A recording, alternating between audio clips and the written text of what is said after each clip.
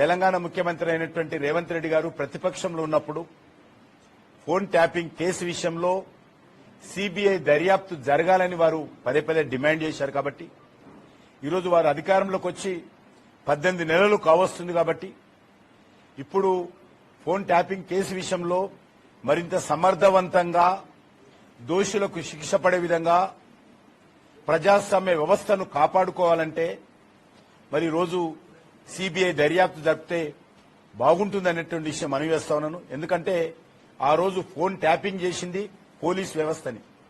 తెలంగాణ పోలీసుల మీద తెలంగాణ పోలీసులే దర్యాప్తు జరుపుకోవడం అనేటువంటిది ఎక్కడ కూడా అది పూర్తి స్థాయిలో న్యాయం జరగదని ఈరోజు అన్ని వర్గాల ప్రజలు భావిస్తున్నారు. నేను ఇప్పటికైనా ముఖ్యమంత్రి గారిని కోరుతా ఉన్నాను, మీకు ఏ మాత్రం చిత్తశుద్ధి ఉంటే, మీరు ఏ మాత్రం మేము బీఆర్ఎస్ పార్టీతో కుమ్ముక్కు కాలేదని మీరు భావిస్తే, ఏ మాత్రం ఈరోజు దోషులకు శిక్ష పడాలంటే ఇది సెంట్రల్ బ్యూరో ఆఫ్ ఇన్వెస్టిగేషన్ సిబిఐకి ఈ యొక్క ఫోన్ ట్యాపింగ్ కేసు ఇవ్వాలని నేను మనవి చేస్తా ఉన్నాను. రాష్ట్ర ప్రభుత్వం ముందుకు రాకపోతే ఖచ్చితంగా రాష్ట్ర న్యాయస్థానం ముందు మరింత పకడ్బందీగా మా వాదనలు వినిపిస్తాము.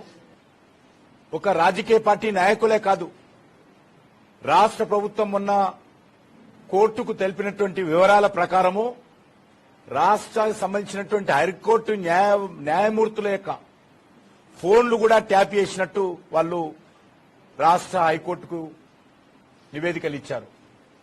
వ్యాపారస్తులు, సినిమా నటులు, నటీమణులు, అదేవిధంగా అనేక మంది ప్రముఖులు, అన్ని వర్గాలకు సంబంధించినటువంటి అన్ని రకాల బ్లాక్ మెయిలింగ్ గతంలో ఉన్నటువంటి ప్రభుత్వం చేసింది.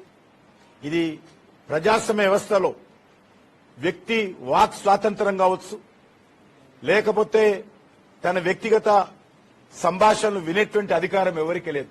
మీడియాను కూడా వదలే. ఇందులో ప్రతి ఒక్కరి యొక్క ఫోన్లు ట్యాపింగ్ చేసినటువంటి నేపథ్యంలో ఇది ఒక సాదాసీదా కేసు కాదు.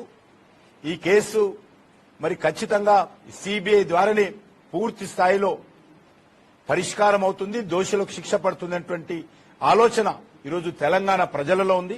కాబట్టి తెలంగాణ ప్రజల ఆకాంక్షల మేరకు ఈ కేసును సిబిఐకి ఇవ్వాల్సిందిగా భారతీయ జనతా పార్టీ డిమాండ్ చేస్తోంది.